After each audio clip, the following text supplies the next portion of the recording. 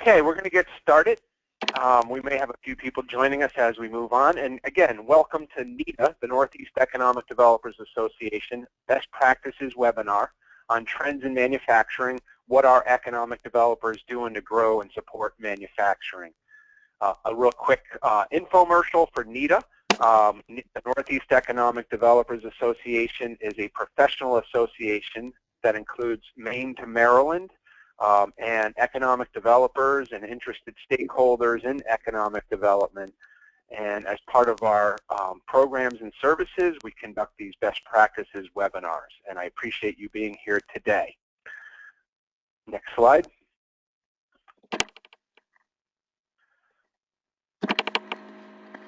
We have 3 program presenters. I'm your facilitator, Jim Denisis, and then we have Kevin Hively, the founder of NEDA Partners, Anthony Durante, the program manager for Bridgeworks Enterprise Center for the Allentown Economic Development Corporation, Erica Soda, the president and CEO of Northeastern Pennsylvania Industrial Resource Center. These are professionals that consult and work in economic development and specifically work on issues related to growing and supporting manufacturing. So what we're going to cover today, next slide.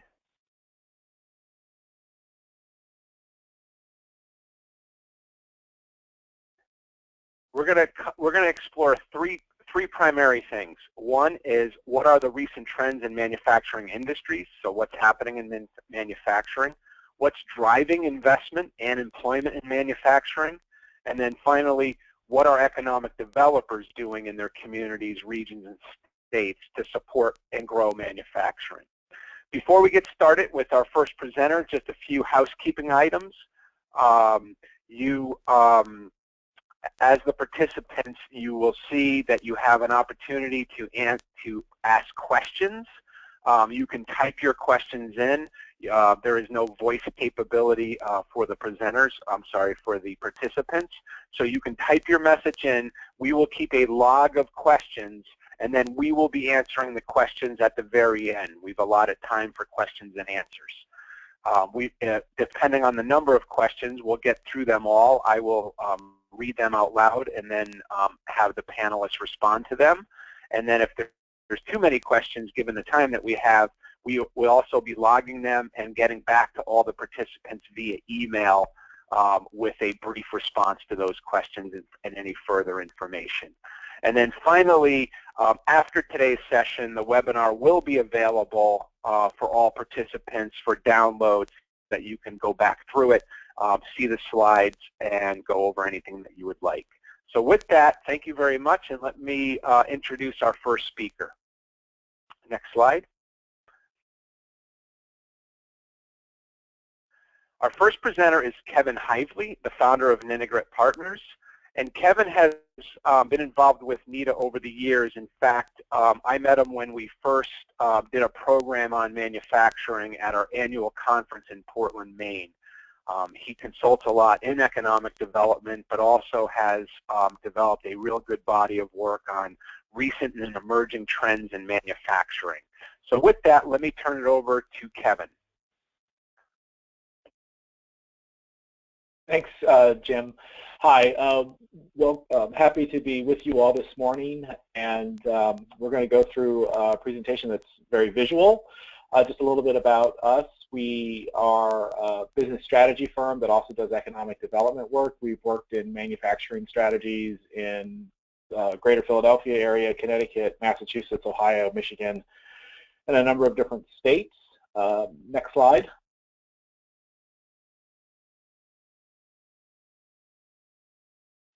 And next slide. So there's a few things I want to just say out of the front so you'll understand kind of what my beliefs or biases depending upon your perspective. So the first thing is that manufacturing is re-emerging in the United States, but the manufacturing of today doesn't look like the manufacturing of yesterday, and communities really need to be prepared for that. The second important piece is that I believe we need to protect and maintain places for people to work. There's a lot of emphasis on creating mixed use, but we also can't ignore the importance of industrial and industrial service areas. The other thing, too, is that we're going to need to begin thinking about how we help people create their own jobs, and that includes in the area of manufacturing or kind of product-type entrepreneurs, and that has some risk profile implications for economic development. And the last piece is we're going to have to get serious about job training. We all have job training programs, but their reach and penetration in most fields, they just simply don't have enough resources to really penetrate very deeply into the population. Next slide. So I want to talk a little bit about the Renaissance. Next slide.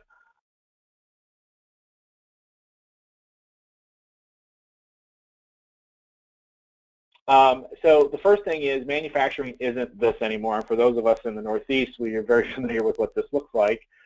Next slide. And in most factories in the United States, it's not rows and rows and rows of people doing very kind of small type of assembly. Next slide.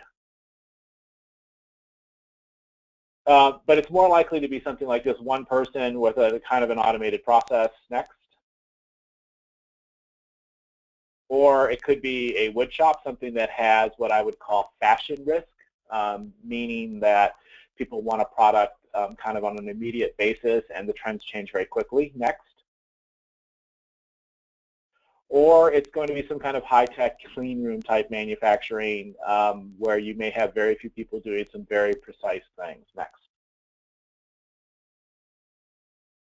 And it's probably going to take place in a building that looks like this, not like kind of your typical factory. Next slide. Or it could be adaptive reuse of an old industrial warehouse or manufacturing building. This is a picture of a place in Louisville. Next. Or maybe it's going to happen at UPS or FedEx. And I think it's, we could take a second to kind of see this. A lot of people talked about 3D printing. We'll talk about it a little bit more in a second. But if you'll notice things, it's like, they'll help you construct your manufacturing jigs and fixtures and custom accessories, and you can build architectural models and things like that. And right now in the UPS, there's 60 stores that you can do this, and it's quite possible that it will expand. Next. So we've all heard about this return to manufacturing, and it's been reported on quite a bit for the last 5 years, and a lot of it has to do with the economics of China, the economics of shipping, the technology, and how it's making it possible to bring stuff back into the United States. Next slide. And there's a lot of talk about the future of manufacturing, but the fact of the matter is the future of manufacturing is already here. So one big trend, which you'll hear a lot about, is additive manufacturing. What you're probably very familiar with is the notion of 3D printing. That was the piece that was in the UPS thing. But additive manufacturing is actually broader than just 3D printing with plastics. You can also do it with metal, which is one of the reasons why we have this picture. And that process there is known as laser sintering. Just for frame of reference, a couple of years ago, additive manufacturing in the world was about $1 billion market. It's now over $8 billion, and it is pretty commonplace increasingly for dental appliances, certain orthopedic products, and increasingly in the aerospace industry. It is moving slowly into some of the other industries, but a lot of people think that that this will be the future, particularly for some complex parts or for spare part manufacturing, etc. The other one is kind of molecular or nanoscale manufacturing. Again, it sounds very futuristic. The reality is that just a few years ago, actually about 10 years ago, there were very few products that had nanomaterials in them.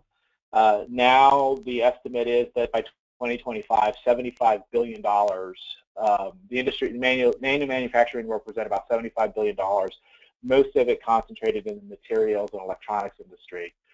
And the last one, which a lot of people,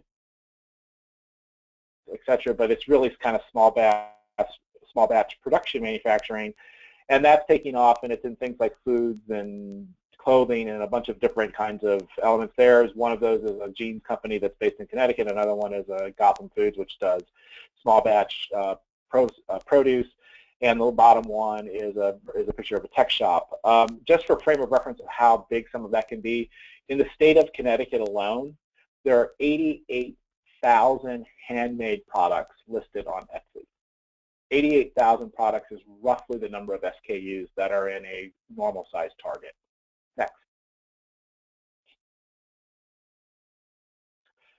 And there's this movement of moving from the maker to the product entrepreneur. We like to look at Kickstarter and Etsy just to give a frame of reference, because there's no really good way, kind of easy way to get a sense of people who are kind of interested in that product entrepreneur space, which is very different than kind of the digital or biotech entrepreneur. And as you can see, the number of products. The other thing that's also very interesting is as the maker movement has moved more towards product manufacturers, Etsy, which is kind of the main online marketplace, has begun connecting their Etsy people with manufacturing. Next. So what does this mean? Next. So the first thing we have to really understand is what is industrial land and what are the various uses for it. And here's a few examples. It's everything from the manufacturing process to what we would call industrial service businesses. And an example of industrial service business is something like a commercial laundry service or a food service company. Even, frankly, with the growth in food trucks, they still need prep kitchens, and those are, you know, they're somewhere in between a food processing business and a restaurant. Next. And the other thing you also have to understand is you really have to break the manufacturing industry into its component parts, because each component part has its own land requirements and building requirements, and you really need to understand what those things are. Next. As an example, one of the things that's really driving what buildings look like today, and particularly for contemporary manufacturing, is how logistics requirements have changed and how you load trucks. And basically, they're driven by your forklift type and the ability and capacity of pallets. And so here's an example. We were involved in a design studio at Northeastern in a graduate program, and this was some of the research that came out of that, just to give you a flavor for how people are thinking about integrating office space into kind of contemporary manufacturing space, as well as the logistics issues simply driven by forklifts and truck loading. Next. And what you end up getting out of that is kind of new building designs. This is a flex building that's in the New York State Tech Park, but this is just a good example of what's happening in lots of parts of the country, and this is some of the most demanded space in the United States. Right now, for example, in Boston, this kind of industrial building is its lease rates are 3 times the rates of an industrial building that was something in the 1970s vintage era. Next. The other thing you also have to do is think about the trucks and the land and the roads and what you can actually handle as you begin thinking about where you could do manufacturing and where you can't do manufacturing. This is an example of a project that we did where we actually looked at turning radii, loading capacity to get stuff off the street, and what the building footprints could be. Next. And the other thing is that the technology is changing things. So here's kind of extreme examples to make a point. You've got old print shops, and then you've got Kinko's today, and they're literally competing with each other. And then you've got kind of the idea of the old injection molding for prototyping, but now you can do it on a desktop with some kind of 3D printer. But it has some implications for how you think about land use and zoning. Next. And the other thing is that you've got new business models that are emerging. So these are 3 examples of adaptive reuse that are actually manufacturing adaptive reuse. So the first one is a winery that's actually in Louisville, Kentucky. It actually has a winery bottling and complete production equipment in the inside of the building, but its front end is actually a restaurant and tasting hall, because that's how it gets access to its customers, because it's very hard to kind of push through distribution. The other one is a metal fabrication place, and you can see they're literally fabricating metal, and it's ornamental metals and architectural fixtures and that kind of thing, but it also has offices for architects and other pieces in it. The last one is also in Louisville, and that's actually a reuse of an old factory and a car dealership, and it has glass furnaces and things in it, but it has a storefront for the artists who come in there and use that kind of piece of equipment, which is the furnace. The thing that's interesting about these models, is most communities, the ability to do a retail front end and a manufacturing back end usually don't conform with zoning. Next. So we need to begin thinking about what we call new industrialism zoning, because if you think about what Euclidean zoning is really about, it's really about minimizing conflicts. But the reality is that you can't list every manufacturing use type. It's really more a function of what the process is. You've got all these emerging business models. For example, you've got UPSs now being able to do custom fixtures. You've got these retail front end, back end, and logistics now is more UPS than 18-wheelers in a lot of cases. And if you think about what Euclidean zoning was really about, it's really about minimizing conflict. And we are starting to think that we need to begin thinking about how to manage conflict through performance-based approaches, and what we've just listed there are what some of those key approaches are, what some of those key performance issues are. Next. The other thing that's happening, and it's happening rapidly across the country, is this emphasis on developing out the supply chain. Historically, economic development strategy has been built around kind of attracting kind of that one company in and that one plant. But what we really have to understand is that they're part of an overall supply chain, and part of what we have to do, particularly with things like the maker movement and some of the other things that are taking place, is helping to build that supply chain. It's kind of the farm-to-table idea, but applied to manufacturing is one way to think about it. And what you are seeing now is people are supporting it. So one is the federal program, which is the Investing in Manufacturing Communities Partnership. And there's Pittsburgh and a bunch of other places that are doing things, and they're trying to create both that supply chain, the value chain, and an underlying ecosystem to support it. And then you've also got people very actively trying to connect companies together and try to build up that supplier database. And here's just a supplier database that's actually very functional compared to some others that we've seen that exist in El Paso, Texas. Next. The other thing that we really need to begin thinking about is labor sheds. A lot of our manufacturing in the United States is spread out into rural communities or low-density suburban areas. And particularly in the Northeast, what we're beginning to find is, because the workforce is so old, you're looking at average ages in the manufacturing.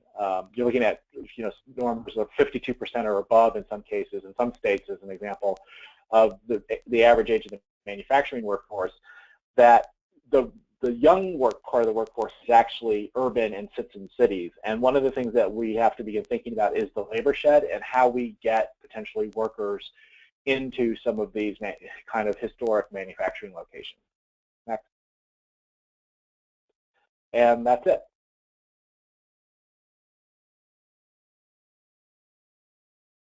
So thank you, Kevin. And Kevin, there was a lot of slides there, and there's some really good information, including some detailed information too. So he was trying to give the big overview, and did do that. I encourage you to look through those.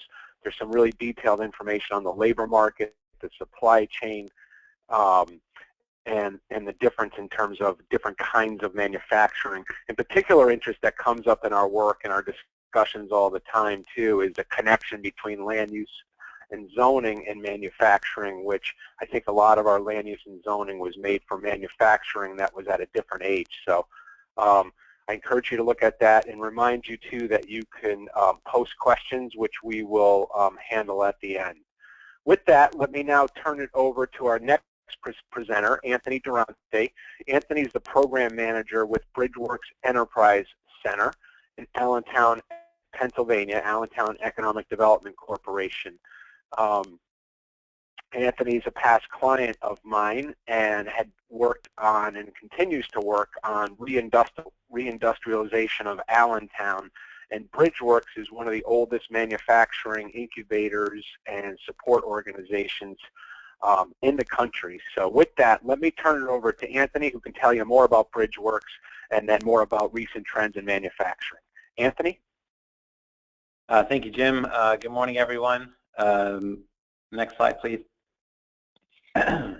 As Jim said, I'm Anthony Durante. I'm the program manager for the Bridgeworks Enterprise Center, and I work for the Allentown Economic Development Corporation, and we manage the incubator as one of our projects.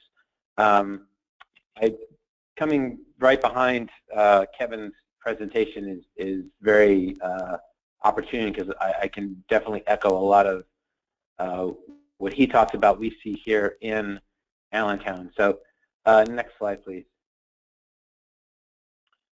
So I'll run you guys through a little bit of who we are, what we do, and kind of how we operate, and then I'll run you through a little bit about the incubator and kind of some of the stuff that we've done. So our mission is to improve vacant and unutilized properties in order to create strategic business opportunities for the benefit of Allentown.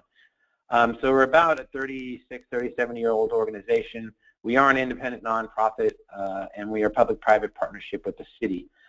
In that we do economic development.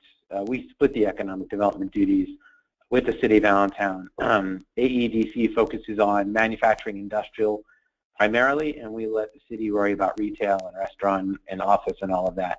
We're about a $1.5 million organization, and only 6% of that comes from public sources. We are basically a self-funded organization, and that 6% comes from fee-for-service things that we do. We manage a few loan programs for the city and for other organizations, so that's kind of how we make our money. But the primary place we make our money is in real estate development. Next slide, please. So what we see in the Lehigh Valley, we have a GDP of about $35 billion as of 2014. We're the 75th largest metropolitan area for as far as GDP goes, and we're growing ridiculously fast. And we've added 1.1 billion to our GDP from the year prior. We're up 10% from 2003, which means we're actually larger now than we were before the recession, which is pretty impressive. Our manufacturing section is growing at a pretty steady clip, and we're actually, again, we're ranked pretty highly in the manufacturing sector. I imagine as much as the Northeast is. As I said, we're the fastest growing region, and I think what really drives people to start businesses in our area is that you get a much lower cost of living, yet you're within a day's drive of a third of the American consumers and half of the Canadian consumers. We're really keenly located in the central Pennsylvania area, northeast Pennsylvania area. Our four biggest sectors that we're focusing on is high performance manufacturing, so things like 3D printing, things like robotics and stuff that Kevin was talking about. We have a really strong food and beverage sector, and we have again a really strong life sciences sector out of the four. So 3 out of those 4 are really manufacturing in one way or another. Next slide, please. So what we see, again, we do commercial real estate, industrial real estate redevelopment. So we are probably the #1 brownfield redeveloper in the city of Allentown and probably in our region. We have had several projects where we have taken underutilized vacant brownfield land, we've redeveloped it and put it back into use. And I'll give some examples of that in a moment. But real estate is really where we play, so that's kind of where I focused our presentation. And as of 2014, we've absorbed about 1.3, Lehigh Valley has absorbed about 1.3 million square feet of industrial real estate. So we're sucking it up really, really fast. Our vacancy rates are below the national average. You can see kind of where it breaks down. As far as the toughest vacancies, those big million square foot warehouses are practically all full, and they really can't build them fast enough. But kind of at AEDC, what we focus on is those 0 to 100,000 square foot spaces, which are still at a pretty low vacancy rate, and that's where we see the urban revitalization of industrial properties being a key element in what we do. As far as employment sectors, we're right at the national average, is about 5.5%. The healthcare industry is our number 1 employer. Almost 19% of our employee workforce in the Lehigh Valley is in the healthcare industry, with manufacturing not too far behind. About 11.5% of our employed workforce works in the manufacturing sector. Next slide, please. Some of the things that we see working really well is that when it comes to brownfield redevelopment, really what we do, we see a real partnership across our municipalities. For those of you who are not in Pennsylvania, Pennsylvania probably has the largest number of municipalities in a state. I want to say it's close to like 680 municipalities across the state in the Lehigh Valley alone.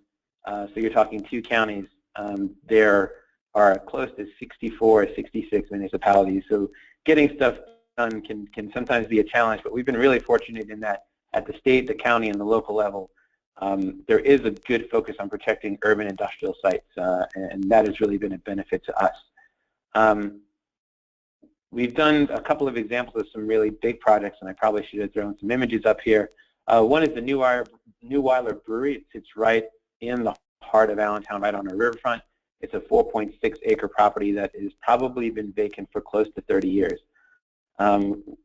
Over the past probably 3 or 4 years, we had purchased that property, spent a good amount of money and energy doing a lot of the environmental cleanup and getting it ready for utilization, and we were able to sell it, I believe, early last year to a commercial developer who was looking to actually put it back into use as a brewery, as well as making it a bit of a mixed-use site with some office space and some other manufacturing-type space on the property. Our largest project, and probably one of the largest brownfields in the city and perhaps in the Lehigh Valley outside of Bethlehem Steel, is the Allentown Metalworks project. And for those of you who don't know Allentown Metalworks, its claim to, there's a couple of interesting trivia pieces. In 2004, when President Obama was running the first time, he came to the Allentown Metalworks and he did a speech in front of the building about how awesome manufacturing was in the United States.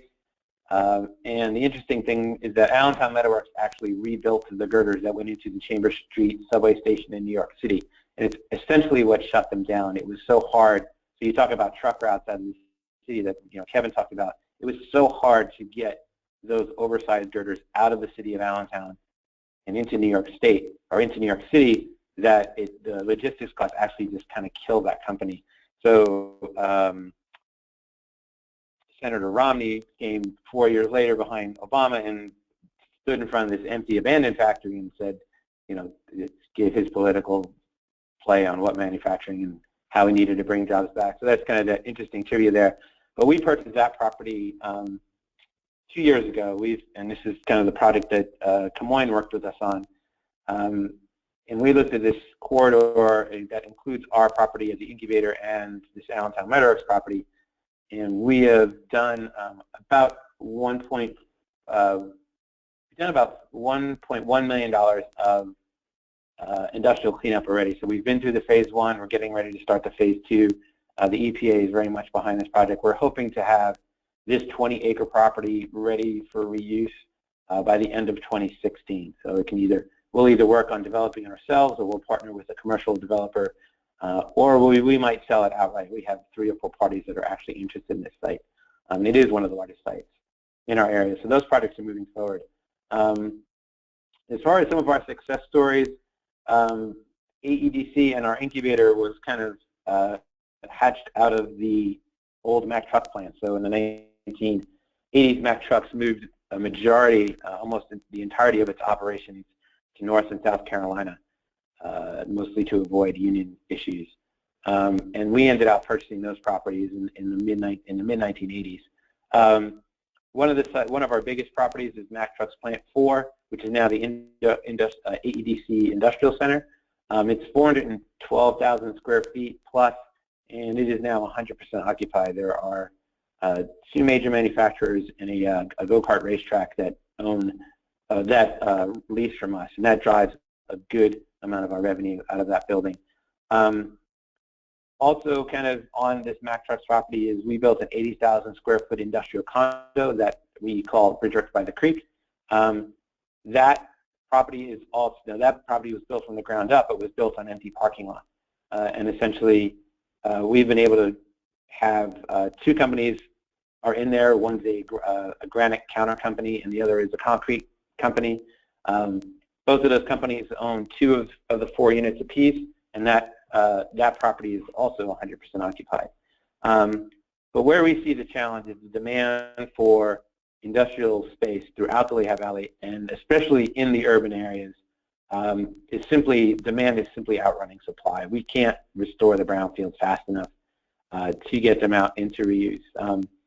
And kind of what we see, kind of to echo what Kevin was talking about, is Amazon kind of out in the burbs built, I think, a $2 million square foot warehouse. And one of the biggest problems that we have is that the majority of the employees who work at that warehouse come out of Center City, Allentown, because that's where the labor force is, and the bus company doesn't run their buses out for their third shift. So actually, as we get into the Christmas season, for I think the third season now that warehouse has been open, getting employees out to those warehouses is a complete logistical nightmare. So Amazon has invested a lot of money in private transportation. They've worked very closely with the bus company to get the buses running out there. But we see those logistical issues every single day. Next slide, please. So the other place where another place where we try to do a major part of our economic development work is in a business incubator, and we've been running a business incubator for the past 26 years. It is in Mack Truck's plant 4A, so that's the actual plant that you see in that picture there. It is 62,500 square feet. About 43,000 of that plant is leasable. Today we have 11 companies in the program that are here. They do about $4.5 million worth of business, and they hire about 38 either part-time, full-time, or contractor employees. Through the life of the program, we've had about 59 companies come through our incubator program, and we've created around 320 jobs, part-time and full-time, in the lifetime of those companies being through our program. We are manufacturing and technology focused. There are spaces in this building that sit on wood floor over basement, so it's really hard to put heavy manufacturing equipment on that space, so we've broadened our scope to technology companies, but we really focus on the manufacturing piece. And we take a very broad scope of what manufacturing looks like. We have 3 alcohol beverage producers. We have a meadery, which is alcohol made from honey. We have a brewery, and we have a micro distillery. We have 3 advanced plastics companies. We have an engineering firm. We have a light testing laboratory. So we really don't plug manufacturing into a very small box. We keep a very broad scope. We also have some unique space. We have a flexible launch space that we're about to launch that includes some co-working space. So more flexible space for independent professionals and technology companies that might be very young, that simply need a little bit of space to get started and call home, that they can grow into very quickly. And we also donate a piece of our building to a local maker club, and they've got the 3D printers and the laser cutters, and they manage that space pretty much on their own. We just make sure they don't kind of burn the building down on us, and they've been pretty good at that. But they're doing some pretty cool things. They've learned how to etch their own circuit boards. They are very involved in the community. They teach their solder classes. They've been involved with maker fairs all throughout northeastern Pennsylvania. So they've had a lot of fun and really great to have in our building. Next slide, please. So it's, again, looking at our impact, 59 companies have been through the program, more than half of which are still in business or have been acquired. So that, beats that 1 out of 10, they say 1 out of 10 companies survived, 9 failures. We're doing a lot better than that. Again, 286 jobs. We have 11 clients in the program today. And just recently, we were recognized by the Pennsylvania Economic Development Association as the Program of the Year. We spent the last 3.5 years that I've been on board, I've spent rebuilding our program from where it was a few years ago, kind of struggling to survive, to what it is today, and we're pretty proud of that. Next slide, please. So one of the things that we did as we decided to get into, or try to rebuild our program, was to really set the bar on the kind of companies we wanted to help. Some of you understand the difference between lifestyle companies, a company that will be created by a founder or 2, probably won't provide much more than a healthy salary for those 2 folks and maybe 1 to 2 other people. We're looking for high potential companies. So we're looking companies, so our bar is we're looking for companies that come in that can potentially be $1 to $2 million in profitable revenue while they're in our program, and our scope of our program is somewhere between 4 and 7 years, mostly because we want to make sure that the company can sustain a move out of our incubator. So for example, our brewery, when you load in $250,000 of brew house and fermenters and shelving and all of that, all goes into having a brewery, it's going to be a very expensive endeavor to get that out of our building. So we want to make sure that company can handle that, and we don't crush them as they just get to the point of graduation. We're also, obviously, we're economic development, so we're looking for job creation. You know, our typical teams coming in the door are 1 to 3 people. So we would really like to see the company get to 10 employees while they're in our program, and with the potential of being, you know, a 20 to 30 to 100 person employer over its lifetime. We look for well-rounded teams or teams that understand where their gaps are and are key hires. I always tell my entrepreneurs when they come in the door, I'd rather that you come in the door with a B-level idea with an A-team, because that A-team will figure out how to get stuff done and how to make it work. The team that has an A-plus idea but really can't execute on their business plan is just simply not going to make it. We look for companies with some traction. So, for example, I'll use the brewery again. Those guys are brewing out of the garage. They've gotten into about a dozen restaurants and bars around the city on their own. So we saw that, hey, they had a product that was well received and had a lot of traction and was able to keep going. Intellectual property is a plus, but we don't. It's not a make or break situation. I think a lot of stuff with the way the changes in the Patents and Trademarks Office and the expense that goes into creating patents, I think a lot of stuff is more about creating trade secrets and executing before anybody can execute, before get onto market before you can, or have to get there before anybody else. Sorry. And obviously we're a business incubator, so we're looking for people who are coachable. If you come into the program and you're simply going to tell us that you know everything, you might as well be out on your own, because we're not going to be able to help you a whole lot. Next slide, please. So some of the amenities of being in our program, we have in mentoring and coaching, we have an advisory committee. We're just about to sign an agreement with an entrepreneur in residence. We have a score counselor that's on site 5 days a week. We do training, and we have basically, that's the next piece that we've been rebuilding. We have taken our training. A lot of incubators will talk about intellectual property and banking and accounting and all of these other topics. We have almost solely focused our training program on branding, sales, and marketing, because these companies have to grow so well and so fast in order to be successful that we can connect them to a banker or we can connect them to an accountant when they're doing really well and they have those kind of problems to solve. I don't need to teach that up front. I need to teach them how to get to market, understand their customer, how to sell, how to set reasonable sales goals, things like that. Like any incubator, we have a lot of shared resources. We have a shared machine shop to offset some of the startup costs for some of our companies that are doing manufacturing. We have the conference rooms, forklifts, pallet jacks, et cetera, et cetera. And obviously the benefit of having a network of professionals. So being a manufacturing incubator, we have those connections with the HVAC people, the electricians, the plumbers, all of that, as well as your traditional business experts and your angel investors and venture capitalists and things like that. Next slide. Well, thank you. That's pretty much what we do and how we do it, and happy to take any questions when that time comes. Great. Thank you, Anthony. And again, I encourage you, those of you out there, I know there's a lot of you who either have incubators or are considering them, and also dealing with manufacturing in an urban setting. And Anthony has a lot of experience with that, so you can connect with him directly or feel free to ask him questions here for this webinar as well. With that, let me turn to our next presenter, Erica Soda.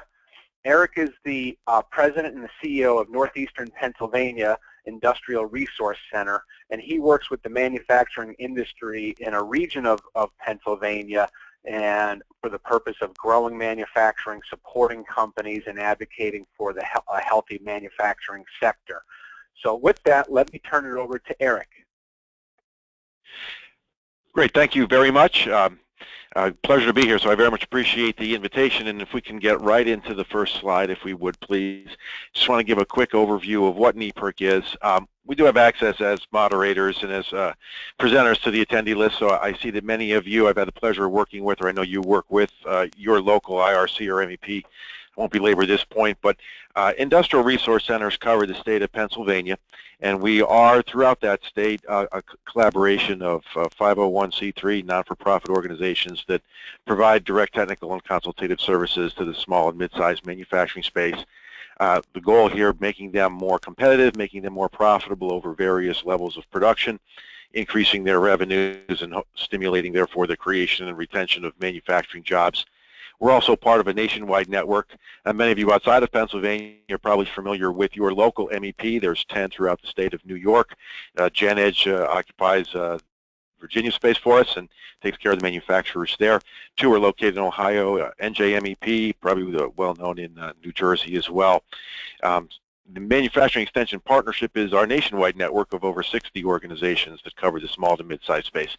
And why that's important is we'll see some output from some surveys that both the IRCs and the MEPs have conducted to show us exactly what's happening in manufacturing, at least in the small and mid-sized manufacturing place today. If you take a look at our next slide, what I wanted to kind of recap for us is our top 3 questions kind of going into today. What are the recent trends in the manufacturing industry? What's driving investment and employment in the manufacturing sector? And what can we as economic developers be doing in our communities to help stimulate and support the growth of manufacturing? Our next slide kind of just jumps right into the first question, what are those recent trends in manufacturing? And as we'll see next, I kind of summarized for you the National MEP system performs a study of manufacturing each quarter on a rolling 4-quarter basis. So as we update this on each quarter, the oldest quarter rolls off, the newest quarter comes on, and part of that survey asks manufacturers to identify their top 3 challenges in the year ahead. This data here is updated right up and through the quarter ending June 30th, so these numbers and these statistics and these challenges were reported during the period of July and August and recently summarized for us as participating MEP and IRC offices.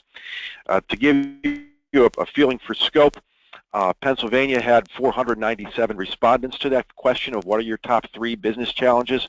New Jersey had 198, New York had 341, Ohio had 459, and the national column there indicates input from over 5,900 small and mid-sized manufacturers. When you see on our next slide, what we're going to do to kind of expedite this a little bit is knock out the 4 meaningful yet not as meaningful as some of the other concerns. We'll knock out financing, exporting, managing partners, and technology.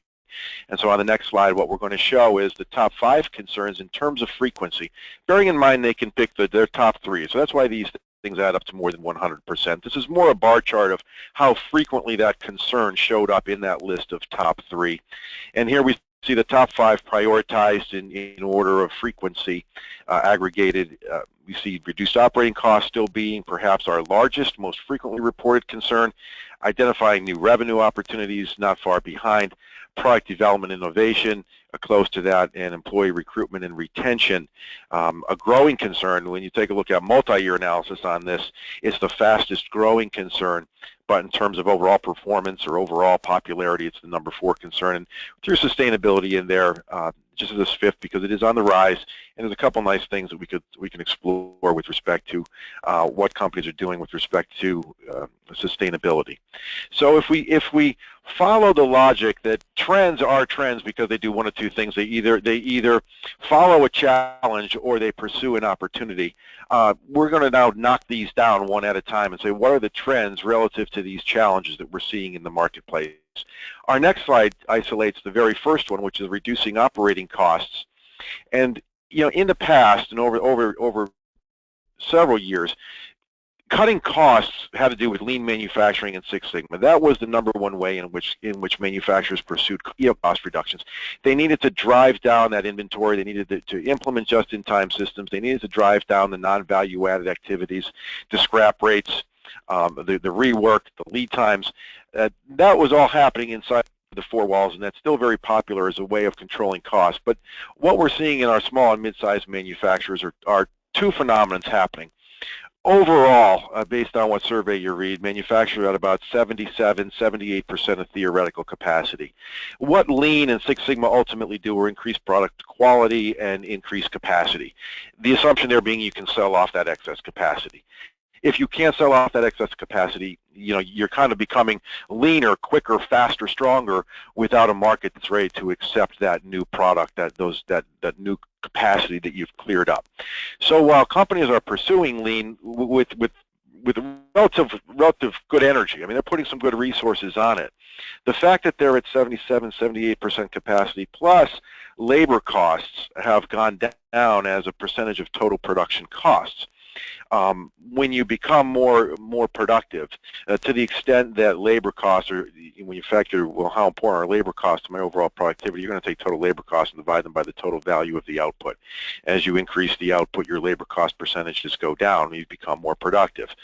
Well, labor costs as a percentage of total production costs are coming down, but what is happening is that that's causing other things to go up, because you still have to account for 100% of your total production costs. Well, what's going up? The cost of material, the cost of utilities, the cost of non-labor related components. So what we're seeing, our manufacturers are looking to, well, how can I reduce now the percentage of my materials that are part of my production cost, part of my product costs? And so they're turning to their supply base, their suppliers, and saying, well, what does our supply chain say about the way in which we can save costs? How can we reduce our costs by becoming more efficient in our supply chain? And they're now starting to look at total cost of a supply chain as opposed to just landed cost. Your older archaic systems, they used to just look at, hey, what was the catalog price? What was the bid price? What is this in the door at based on the bill of lading or an invoice? Now they're becoming more holistic and saying, well, we get that product in the door, we have to inspect it. We might have to rework it. We have to make trips out to that supplier to take a look at the way in which they make the product. There's a lot of things that go into getting that product in the door besides just the cost of the product itself.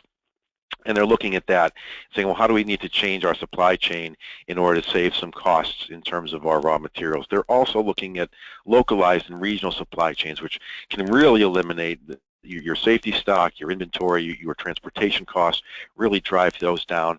And they're looking at energy efficiency strategies.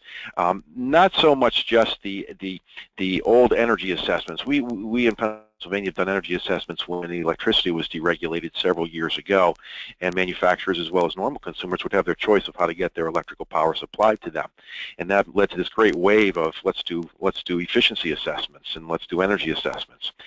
Right now they're looking more at, well, we've already done that, but as a way of making our product, we generate certain things. We generate hot water, we generate hot air, we generate cold water, whatever. How can we reuse that? How can we recycle that to somewhere else in our facility or in our process?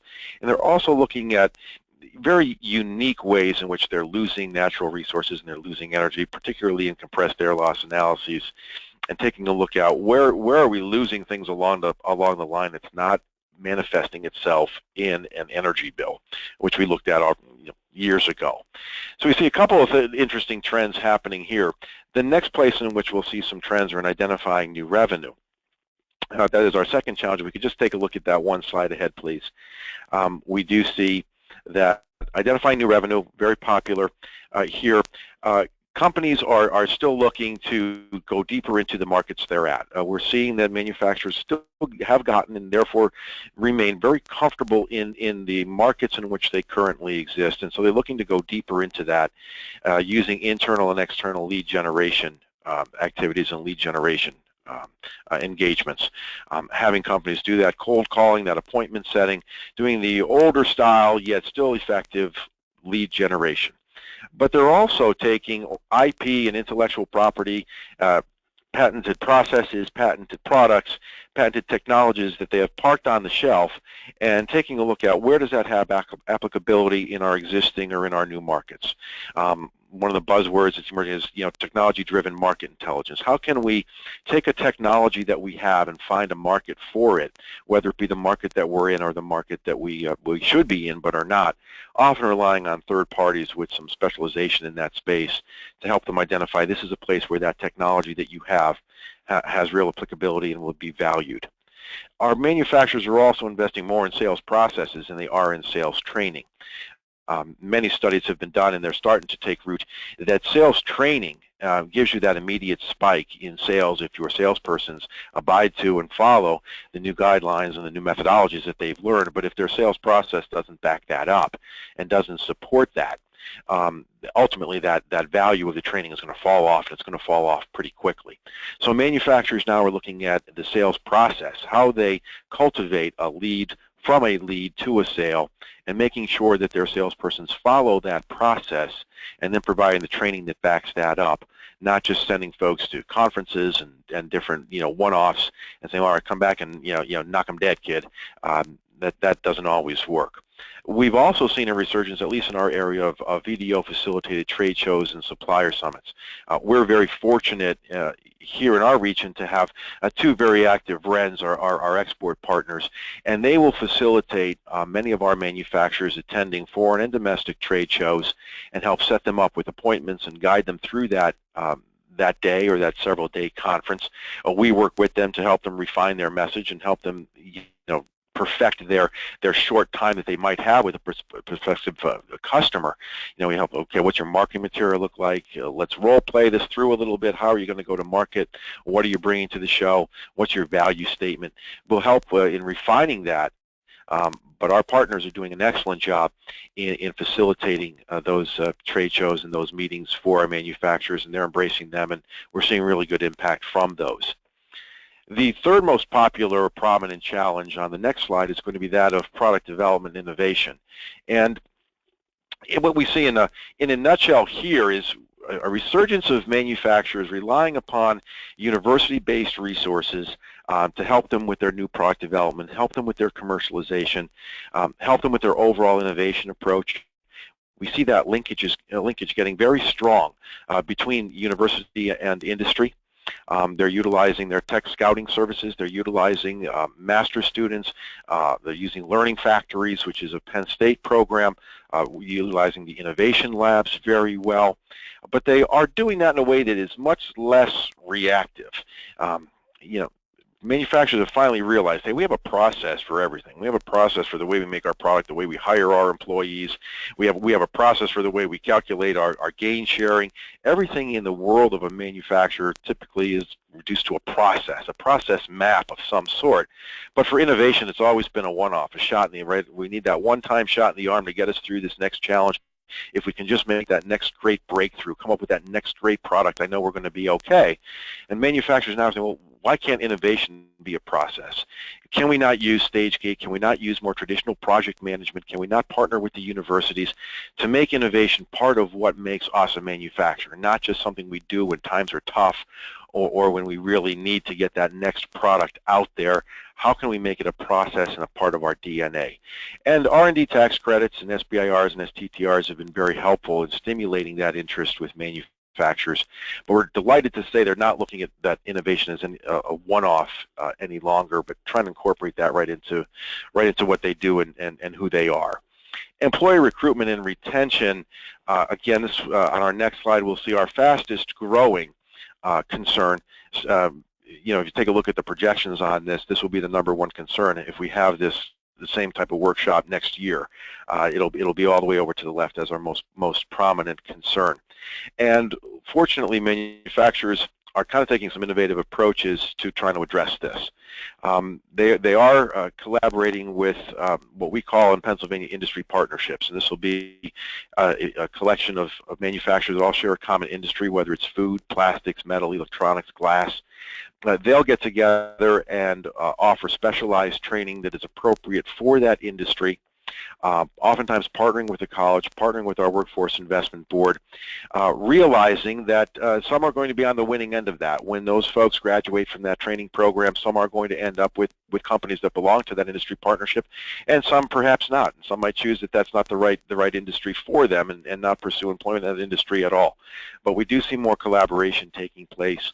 It differs and spreads the cost among a wider base of companies and is often provided to the student, the learner, at low cost or no cost. We see our youth apprentice programs, our internships, our fellows programs doing very well in attracting younger workers, attracting those engineers from the colleges, universities nearby. They know that the result of that, the manufacturers know the result of this is going to be a year out, 2 years out. These folks have to graduate and all that, but we do see that they're really aggressively pursuing youth programming and in-school programming, internships, apprenticeships, job shadowing, job mentorships, and fellows programs to get that next generation of worker in there. Interestingly, adopting and adapting their personnel practices for the millennial workers. More and more of our manufacturers are now turning what we used to call the break room into an internet lounge, bringing in live music and entertainment into their lounges and into their break areas. They're allowing for flexible time off and promoting that you come and work for us, you can still train for that Ironman competition. You you can still train for that bike race that you're in. Encouraging their employees, hey, after hours you can use our equipment. If you're a motorcycle enthusiast, if you're a hobbyist, you can have millions of dollars of equipment at your disposal that with the proper training you can use on your off shift or after hours to customize that bike, to create that new product that you wanted to do on the side. And it's attracting those younger workers that have those kind of aspirations and value things a little bit more than the monetary wealth that a manufacturing career provides. And they're investing in training within industry, which is a way in which they're documenting their work processes and preparing for the next generation. We call it tribal knowledge. There's a lot of knowledge that's not written down. It's really not documented. Hey, when this machine sounds like this, I know it's getting ready to break. Or when I see that this is running hot, or this is running cold, or this is shaking and shimmying, I know that tool is about ready to go, or that product isn't going to be conforming. We somehow have to document that for the younger worker that's not going to bring that 20-some years of experience to the job, and manufacturers are realizing that. And our final challenge, sustainability. Here, again, we kind of touched upon this. Manufacturers are looking for ways in which they can reuse that which they're going to create anyway through waste stream mapping. If part of their cooling process, they run cold water through a hot item, a hot process, it gets warm, they say, well, how can I use that warm water? If I run cold air in and it's going to come out hot, how can I use that warmer air? Can I heat the envelope of the building with it? How can I reuse it? And how can I not put that out into the environment? And how can I not put all that energy and cost, outside of our financial statements, outside of our building? So they're considering, can we use recycled materials instead of virgin materials? And in our area, we have some very, very unique advantages in terms of the Marcellus shale play. We're also pretty well zoned for solar and for wind turbines. So we're having our manufacturers look at, can I use solar cogeneration, utility conversion as a way to save on our operating costs and become more sustainable in the process? So those are pretty much our challenges and the trends we see as a result of those challenges, but trends also pursue opportunities. Just wanted to talk really quickly about a couple of trends that are emerging because of opportunities that manufacturers are seeing abound all around them. Our next slide summarizes 4 of those. We've touched on those a little bit. Advanced materials. Our manufacturers saying, can I play in the space with the universities? Can I partner with them to pursue lighter, more flexible, more integrative, more communicative, capitalizing on the Internet of Things materials? They're pursuing opportunities and investing in those advanced materials, knowing that is a trend that they can ultimately capitalize on if they can make their product lighter, quicker, faster, more flexible, more communicative, more integrated, more user-friendly. We've talked a little bit about additive manufacturing and that they're investing heavily in that area. Also investing in cybersecurity. Cybersecurity not only for the good of the company, but also can they use it as a source of competitive advantage as manufacturers become less and less prone to share their blueprints, share their recipes, share their IP with companies that expose them to certain risks. Can they say, hey, can their ability to say we are a very secure company help them win more business, because their customer does not have to worry about a breach that's going to compromise their proprietary knowledge, their IP. Broadband technologies, we've had some very good projects in our area with capitalizing on new broadband technologies, getting information outside the 4 walls of the company, integrating their wireless, their broadband, their communicative technologies with those of their suppliers to provide more visibility and more open communication. And also 3 additional opportunities shown on the next slide. We see reshoring. We've talked a little bit about that. As labor costs have shifted, as transportation costs have shifted, companies are saying, well, does it still make sense for us to import our raw materials, import our semi-finished goods, import components from other countries, or can we shore them domestically? Can we source them domestically? And even more so, can we source them near us? Can we nearshore? Are there benefits to having localized suppliers? And how can we connect with entrepreneurs to capitalize on what we've heard in our previous presentation? We're seeing manufacturers really partner with the entrepreneurial community, those companies that are in their incubators, and saying, okay, how can we capitalize on your spirit, on your energy, on your enthusiasm? How can we put you on projects that would benefit us and collaborate with you on materials, innovations, new technologies? Let's not just operate in silos. Let's partner and see if there's ways in which we can fuel each other's growth and longevity and success.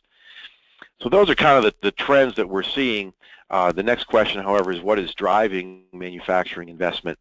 And a couple quick points on that. On our next slide, we kind of get into those. First and foremost, profitability is driving everything else.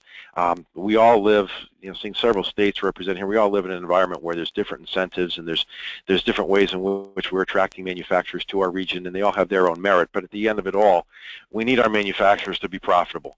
We need them to have a sense that they are going to be on the grow for years into the future, that their growth is sustainable and that it's profitable growth. So above all else, returning them to profitability and keeping them profitable is job number one. From the inside the four walls perspective, they're doing very intensive, and as a CPA I can kind of say, we're doing very intensive net present value, net payback periods, and ROI approaches on all the projects that they're undertaking. Still using some of the conventional approaches to calculate the ROI and the net present value and payback period. But what I like that I'm seeing is that they are now using savings as more of a decision-making factor. It used to be very difficult for a company to fully respect savings that were associated with a particular location or a particular project. Because, well, we might get those savings somewhere else, and you kind of can't prove a negative. You can't say without this project you'd spend more on electricity, or without this project you'd spend more on water or materials. So since you can't prove it, I'm not going to respect it. Well, now they're taking a look at, yes, savings are real, and we can value and put a value on savings and discount them just as we could discount true present cash flows. So that's an interesting shift in the way that they're thinking. Financing and incentives are becoming a real driver. We're seeing low interest rates in our environment, somewhat relaxed financing, and especially among our partnered economic development organizations, and different grants are stimulating their investment, particularly in the solar space, alternative energy space. They're driving down the cost of the project, which has a way of obviously increasing the payback, the present value, and decreasing the payback period. Also, some additional drivers on our next slide. Workforce training incentives, they are working, doing very well. We've seen several manufacturers comment that it was one of the reasons that they really accelerated their expansion project, was they knew that they can get their workers, both incumbent and new workers, trained up pretty quickly. Proximity to major market is real. That's definitely a tangible benefit that we as economic development folks should expand upon when we can say, hey, we bring you really proximate to your major market and show that. And business disruption factors. Many of our manufacturers say, listen, I want to be off the primary grid. I do not want to be on a grid where I'm partnered with certain larger metropolitan areas that might subject me to brownouts or blackouts or voluntary power disruptions. I do not want to be in a natural disaster zone. We've had our fair share of those in recent years, and we don't need the disruption that comes along with those. I don't want to be so far removed from my supply chain. So they're really looking at business disruption is one of the factors I'll take into consideration when determining where I ultimately site select. And that brings us to our last question. How can we bring this all together, and what can we do to stimulate manufacturing investment within our respective regions? Just came up with 4 really quick ideas here. Our first tactic, exploit your supply chain opportunities. It is not that difficult. We use 2 databases here that I mentioned, not the only 2 by any means. We use IBISWorld and First Research to identify the primary supply chains of businesses that we know are active within our community, within our region, and thinking about site selecting in our area. When we're brought in on that, we immediately take a look at what are their supply chains, and then we blow that out and say, okay, what are their supply chains? And by the time we meet with them, we want to show them a very detailed map of saying, okay, here's all the suppliers that are within a certain radius of the sites that you're looking at, and here's their suppliers. And how many of their suppliers are within that radius. Look how tight this supply chain is. It's tight in terms of geography, but very robust in terms of diversity. And we have a ready-made supply chain for your product as soon as you choose to come here. And that's a very engaging conversation. They really appreciate that and show value in that. We take it one step further. It's not just your material suppliers. Here's the folks that can supply you with quality logistics. Here's our highly reliable utility providers. We have a great IT infrastructure and support for you here. We have the call centers. We have those folks that can do lead generation for you if you have a sales responsibility at this facility. So we integrate all of that together. Here's IT folks that can help you with your broadband, make sure you're transparent, you're communicating very well with those suppliers. And we have that robust conversation about their overall supply chain and why we have an advantage in that space, in that part of the decision-making process. We then move on to have another discussion with them, and that's kind of on our next slide, leveraging the supply chain. So we have a pretty strong manufacturing ecosystem, and for years I tried not to use the word ecosystem because I never quite understood what it was. Not sure I do, but I do know this. I can illustrate to them, and as economic development professionals, we should endeavor to do this. We talked about your supply chain, but let's talk about the overall ecosystem, the overall environment here within our region, and how it supports manufacturing. We'd like to link you to the standalone research centers, the universities. We have some folks mentioned on this presentation. We have SCORE, we have SBDCs, we have a variety of different organizations that are here to help. We have rapid prototyping labs, we have experienced professional resources, we have MEPs in our area, we have those the export professionals and the LDDs, and we have a variety of different certified lenders. This is the ecosystem that you're going to be participating in and be a member of, within our community. And of course, if you can tie that into success stories and testimonials from other manufacturers in the industry as to how the community supports them, it makes that argument all the stronger. It goes a long way with those potential investors and the trade periodical editorial writers and the site selectors. So we have a very supportive ecosystem. Our universities are engaged, our standalone labs are engaged, our WIBs, our workforce investment boards, are engaged in this process, and to show that it's completely integrated and ready-made just for that. We then show, kind of similar to this on our next slide, show those linkages between industry, education, and NEDO, especially with the slant for workforce availability. We oftentimes will prepare for that company that's considering our area a listing of the degree and certification programs that are relevant to their industry, and a listing of all the schools that offer those in our area, whether it be community colleges or traditional universities, technical institutes. We'll show high schools in their area that participate in those technical institutes and offer that type of training at the high school level. Even times going so far as to say, hey, here's high schools that have robotics teams. I mean, this shows that important part of, yes, we're getting your workforce ready for you. Your workforce will be here for years to come. We're built to provide you with that. We point out the training incentives and the initiatives, as well as the youth apprentice programs, those mentorships, those fellowships, and job shadowing. And we try to touch upon all facets of where they might draw their workforce from, not only unemployed and youth, but also are there veteran programs in your areas, are there underemployed programs and retraining programs in our area, and also about your incumbent workers, right? Because once they bring them on board, we got to keep them geared up, got to keep them skilled up. What are the incumbent worker training programs that are available as well? That makes a pretty strong argument, and it usually leads to robust conversations. And then lastly, the last tactic, and this is one that we wrestle with as a region. We do rely upon cluster maps and economic analyses to prove out regional strengths and regional readiness for specific industries. There's a lot of software that can help do this. Then you're kind of left with, okay, here's the industries you should be targeting, and we'll target those. We'll do outreach efforts. We do particular site selector show attendance. We'll identify what industry we want to go after at those shows. We'll run what we call FAM tours, or industry familiarization tours of our area, very targeted into the industries that we know we're built to attract and have some wins with. That is not, however, to the exclusion of more broad-based programs and more broad-based outreach. But when we target bioscience, when we targeted food, when we targeted oil and gas, when we targeted plastics, there was a specific reason for that, and we were ready to expand upon those reasons as to why that industry was targeted and why we feel we have some built-in advantages in that space. We also formed some delegations, not just economic development folks and legislators, but industry leaders and others that can speak to their success in our region relative to those industries, and do it in a very orchestrated and structured way. and that has that's led to some wins for us when you could bring in the CEOs of other companies and they can speak to why they enjoy and they have prospered in our area. So that's all I had, and I know that was a lot, and I apologize for the length of that. But I did want to share these with you, and I hope you saw some value in that. My contact information is there, and I guess we have some time left for questioning. Yes, excuse me, this is Jim again. We definitely do have some time, and thank you, Eric. So we're going to continue till noon taking questions, and then those that we can't get to, we will definitely follow up with via email, and we'll send out a document that has the questions and some of the responses and further resources. So let me jump right into the questions.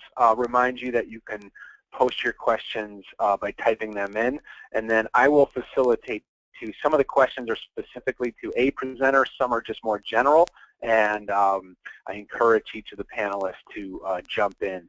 Let me start with the first one, which is kind of pointed. It's for Anthony, and it says, Anthony, what are your sources of funding, both ongoing and your initial funding? So that's a tough question because we're 20, well, ADC is 36, 37 years old, and the most senior current staff person has only been on board for the last 7 years. But I know that AEDC as a whole was started from a grant, a community development grant that came out of the state, and the mayor at the time of the city of Allentown, that was a kind of a revolving fund, and he did not want those funds to fall into the general funds of the city, so that's how ADC was created.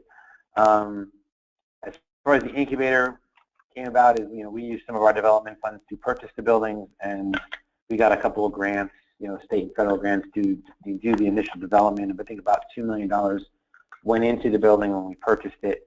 On a day-to-day basis, like I said, we're about a $1.5 million operating budget.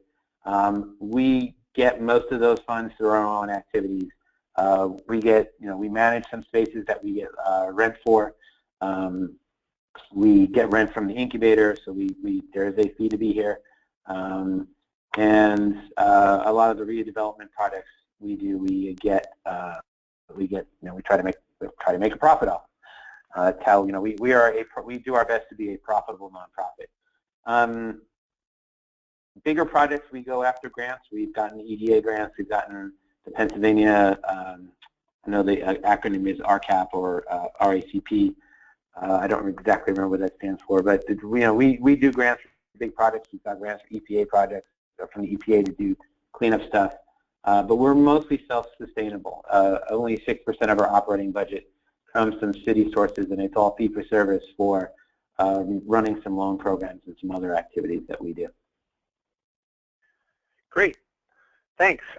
There's actually a lot of questions came in on, and I'm going to try to group some of these together, but it's for the whole panel. But I'll start with Eric.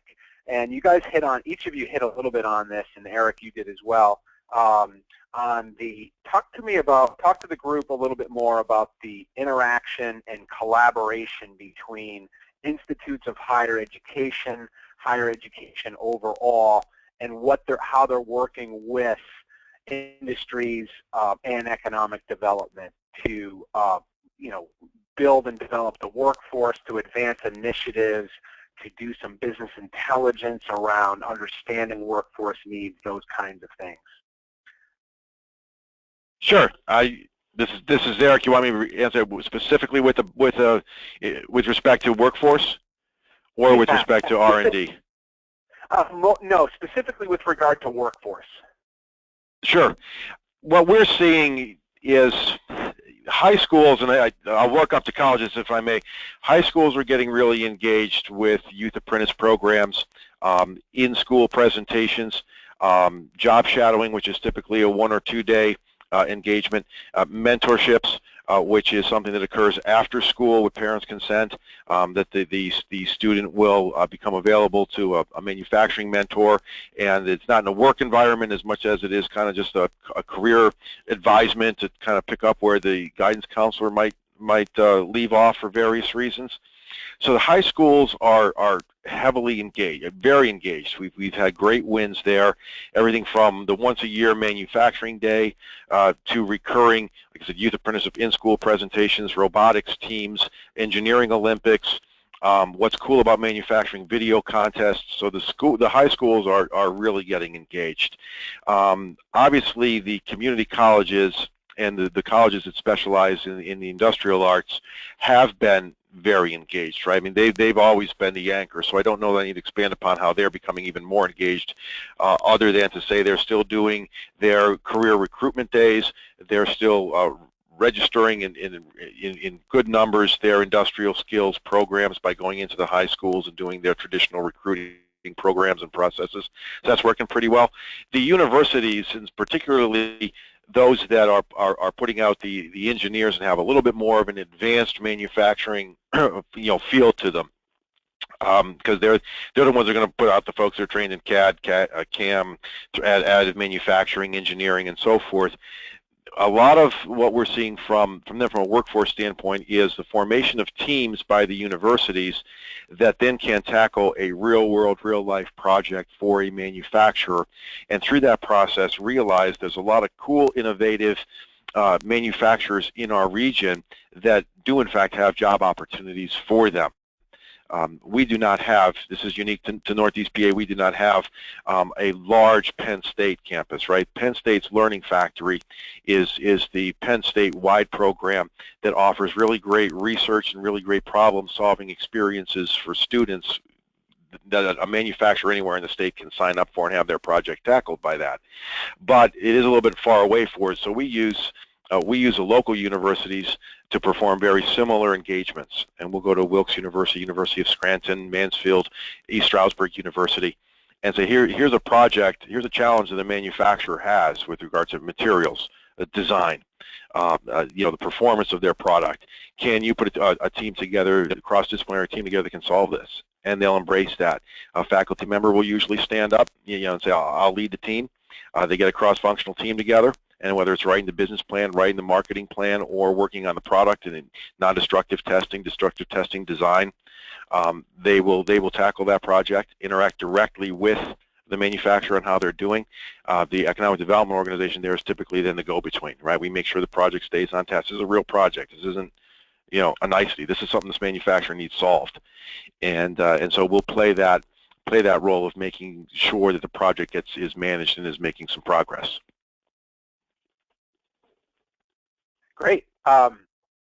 Kevin, any thoughts on, or Anthony as well, in terms of, let's stay on this question a little bit, around collaboration between workforce, higher ed, and economic development, particularly around the education and training portion of this. Anything that you're seeing? Has there been any change? We know historically there's been large gaps between the organizations and the entities sort of working together and collaborating. Any thoughts? This is Kevin. A couple of quick observations. I think it depends. My experience across a bunch of different states, both in the Northeast and the Midwest, is it very much depends on, to some degree, on what Eric was saying about how what their engineering program looks like, or particularly even maybe if they have a design program, how their design program is structured, because that influences to some degree how they interact with and their comfort level with manufacturers.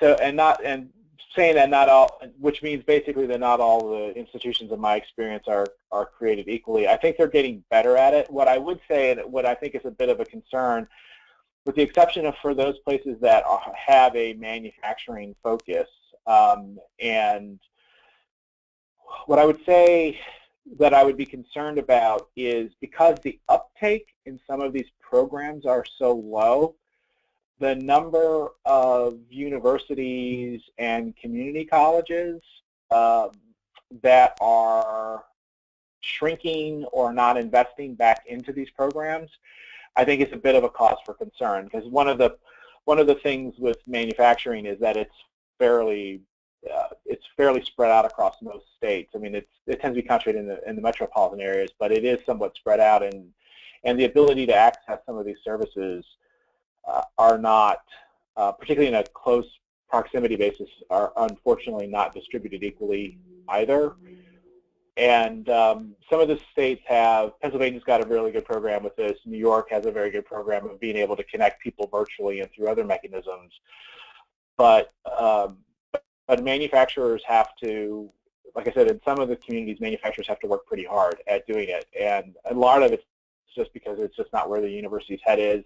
If the university can't make money through the enrollment into the program, they tend to de-emphasize it, and they may even get rid of it completely. So one of the things that we're also seeing, in addition to trying to promote these partnerships, is the manufacturing community trying to do a lot to increase the uptake into these kinds of programs by promoting manufacturing, that it does not have the image and visual appeal in people's heads from 50, 60 years ago as this kind of dirty, grimy kind of business.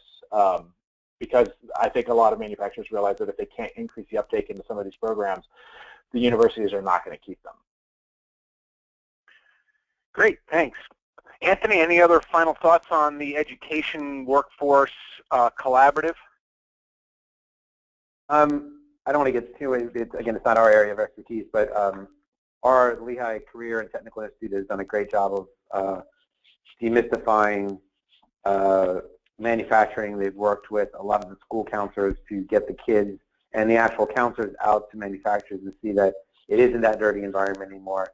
They've done a video series on how great manufacturing is, where the kids shoot all the videos, and they have a really great placement program. So I think our LCTI at the high school and even junior high school level has been doing a great job. And the manufacturers are working with them. I know they have a great partner with a couple of local medical device companies and with the local electronics company here. And they're really trying to create real-world, they're trying to teach their students real-world skills that can ultimately pay a really great job. So I think that's our 2 cents on that topic. Well, thanks. I'm going to ask, this is a question for the panel as a whole as well, and it's putting you on the spot on a more current trend, potentially looking forward, is the Trans-Pacific Partnership, TPP, which has been in the news a lot. Looks like it is likely to get passed. Just any thoughts that you're hearing from the manufacturing community about how it's going to affect them? Concerns, issues, support, those kinds of things. Eric, did you want to start? I know that you work directly with a lot of different kinds of manufacturing companies. Any thoughts? No, I mean, what we're hearing about, to be honest with you, is we still know that not all countries that are going to be participating in that, and we don't need to go into the names on those, but they just don't honor our way of doing business, right? I mean, we're getting to the point where manufacturers are finally, after many years of being reluctant to do so, investing in research and development, investing in new technologies, investing in new products that are going to lead to intellectual property and are going to lead to real market advantages. And we know that some countries are more reactive and are great copiers, but not necessarily great innovators. And so we have to be very careful, in my opinion, from what I'm hearing from our manufacturers, about giving other countries access to our innovations and to our proprietary way of making products, because one of the advantages that we've had and that we continue to have is that it takes other countries a while to figure out how we make our products and how we make them perform the way that they do. And so it's important that we maintain that advantage and not give that advantage up. So we're hearing concerns about intellectual property, and to some extent that's a good thing, because it's leading to reshoring and it's leading to a lot more investment in localized and domestic supply chains. But I'm afraid that while I know there's a lot more to that topic than I can offer you right now, the one concern that we have heard is the intellectual property risk. Okay. Kevin, thoughts on this one? Well, there is this interesting thing about intellectual property risk, and I can tell you from some of our, we do work with we do business strategy work with a number of what I would call high-tech manufacturers, and one of the things that's actually driving some of the reshoring is the intellectual property risk. And so depending upon how this all plays itself out, I think it actually could be quite interesting if it helps accelerate some of the reshoring, because even though it makes it easier to do some of the trade with some of these places, I'll be curious of whether, particularly some of the high-tech manufacturers, how they decide to do that. The other piece too, which is where I think it's somewhat different from the North American Free Trade Agreement, is this idea of fashion risk. Because as Eric was talking about earlier, the number of manufacturers who've really done everything they can to drive down the amount of inventory that they're carrying, or if they are carrying inventory, they're trying to push it into the distribution channels. That fashion risk that they now possess, which is one of the reasons why some of the things like some clothing, some of the electronics assembly are coming back into the States, that fashion risk component doesn't change. And that emphasis of reducing time to market, so to speak, is still there. So even though and I think that's a really huge difference than when the North American Free Trade Agreement was done, because a lot of people talk about how that basically just eradicated, like 1 in 4 U.S. manufacturing jobs. I think this is somewhat different now because of the sensitivity to fashion risk and time to market. Great. We've got time for likely 1 or 2 more questions. This one deals with the comments around land use planning and implications. And the question is you spoke about recent trends in manufacturing and their implications for land use planning, and argue for a more performance-based practice and approach.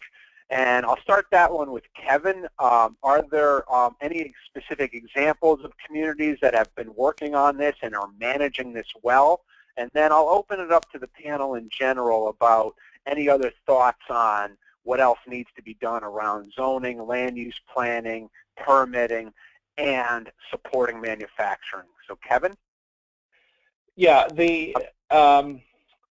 it's somewhat of a new idea. There are a number of places that have fairly flexible zoning. Louisville, Kentucky is an example of it. So the picture that we showed of the winery with the restaurant on the front end is in Louisville. It's actually just past the downtown. It's probably 2 blocks from where the Louisville Slugger factory is. We've done a little bit, I'm not completely familiar with it anymore, but Easton, Pennsylvania, if I recall, has some pretty progressive zoning. We worked with New Haven, Connecticut a couple of years ago they have an urban industrial area called the Mill River District, where they had a number of what I would call industrial arts businesses starting to pop up, and some of them were interested in potentially having a retail front end because, again, it's about how they get distribution, and it wasn't allowed under zoning. So we worked with ourselves and a law firm worked with the city to come up with some new zoning mechanisms, and I believe it was taking place right when they were changing mayors, so I'm not exactly sure where that is now. So there are places beginning to think about it. One of the things that you really have to do is you really have to understand kind of, and I think one of the key takeaways for me out of this whole conversation is you cannot lump all manufacturing together. You really have to understand what it is and how it works and what its business model is and how its supply chain works to make some of these decisions. And that would be the one thing I would say that I would encourage everybody to make sure that they understand it at a granular enough level as opposed to just making kind of a one-size-fits-all type of approach. Thanks. Anthony or Eric, any other thoughts, final thoughts on the land use planning and manufacturing? I think, for us in the incubator, we have 3 beverage companies. Each company has a tasting room. I think a couple of them serve food. We have been able to do that within the current zoning guidelines because it allows for some retail activity to take place as an ancillary. So we're coloring in the lines. We just like to stay close to the edge of the lines. So we haven't had to go through the issue of rezoning, but I can tell you, not just in zoning permitting, but just in permitting in general, and especially in Pennsylvania, it is insane the amount of permits and processes you have to go through to get a business into business. We've had one of our meaderies, one of our clients, the meadery, they got themselves set up here, and they wanted to be part of the flea market a couple of municipalities over, and they basically had to start from scratch. They had to get new zoning, they had to get zoning approval and business licenses and all of that from the other municipality. It cost them over $1,200 to get that done, and in the 8 or 10 weeks that they were part of the summer flea market, I think they just got back to even on that whole project, and they stopped doing it because it was just too intensive. So I think there's ways to play within the line, the colors to play within the lines of the current zoning, but I think anything that can be done to smooth out the permitting process is instrumental to having a healthy entrepreneurial community. Thank you. Eric, any final thought on that one to add? Not any point that's not already been made. I mean, yeah, it is a little bit discouraging when we as economic development professionals pursue a company, with all fervor and energy, and it gets slowed down by any process, whether that's a permitting process or any other process, right? We have to go at this, and we are going at it as hard as we can to get the wins that we can get for our community, whether it's in manufacturing or any other space. And you are right, Anthony, in that we've got to expedite the process, and be fully transparent with the client, the potential company, when it is slowed down, and not keep them guessing, right? But no, nothing that hasn't already been said around those lines. Jim, this is Kevin. Can I just add to that? Go ahead. This issue about the speed of the permitting and licensing process is huge, because I know most people in the planning world think that manufacturers should be, are planning expansions and things, 5, 6, 7, 10 years out. And in my experience, that's just not the case. It's usually maybe within 2 years they're beginning to think about it. But then once they think about it, they know they have to move quickly, because the reason why they're expanding is they see a market opportunity and they need to go seize it. And every minute that it takes that they lose in a permitting process before they can do something is revenue that they can never get back. And we need to be very, very sensitive to that, particularly since a lot of manufacturers today, particularly one of the things that's driving reshoring and nearshoring, is this entire issue of speed to market. And the longer we take to get things done, that advantage erodes.